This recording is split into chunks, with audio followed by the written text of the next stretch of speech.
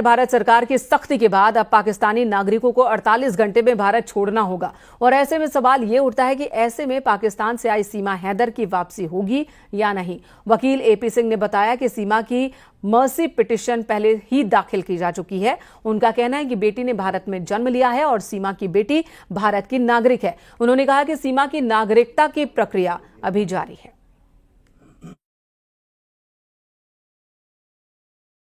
पहलगाम में हुए आतंकी हमले के बाद से भारत ने पाकिस्तान पर कार्रवाई शुरू कर दी और इसी क्रम में भारत में रहने वाले पाकिस्तानी जो शॉर्ट टर्म वीजा पे हैं उन्हें 48 घंटे का समय दिया गया है। लेकिन इन सब के बीच एक सवाल जरूर उठने लगा है। वो सवाल है पाकिस्तान से आई सीमा हैदर को लेकर और इस पूरे प्रकरण में यह सवाल उठा है कि क्या पाकिस्तानी महिला सीमा हैदर अब भारत में रहेगी या वह पाकिस्तान वापस जाएगी।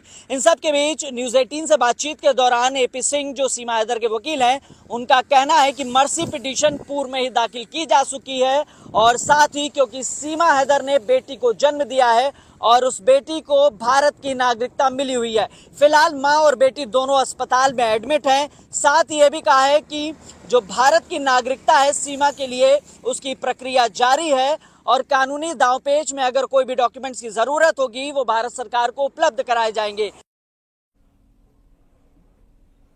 इस वक्त देश भर में लोग गुस्से में हैं। विधानसभा अध्यक्ष सतीश महाना और पूर्व डिप्टी सीएम दिनेश शर्मा ने कहा कि जिन्होंने भी इस घटना को अंजाम दिया है वो बख्शे नहीं जाएंगे।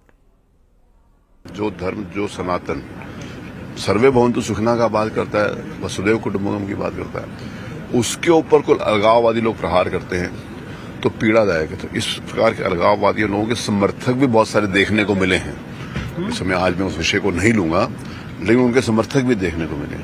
तो इस प्रकार के समर्थन करने वालों को और अलगाववादियों को समूल नाश करना चाहिए। समूल नाश करने के लिए हमारे देश के नेतृत्व के ऊपर हम सब पाकिस्तान के जो पस्त हुए हौसले रहे हैं वो समय समय पर फिर कुछ उकसाने की घटनाएं करते हैं। लगातार डिनाई कर रहा है कि उसका कोई हाथ नहीं। अब ये कूटनीतिक विषय है और हमारा विदेश विभाग बहुत अच्छी तरीके से इसको देखता है और निश्चित रूप में जो दोषी हैं बख्शने नहीं जाएंगे। उन्होंने ये कहा हम भी तैयार हैं। अब कौन तैयार है कौन नहीं तैयार है ये तो वक्त बताएगा, लेकिन मैं इतना कह सकता हूँ कि जो भी दोषी है वो जहाँ भी होगा वो बख्शा नहीं जाएगा। इलाहाबाद हाईकोर्ट से जुड़ी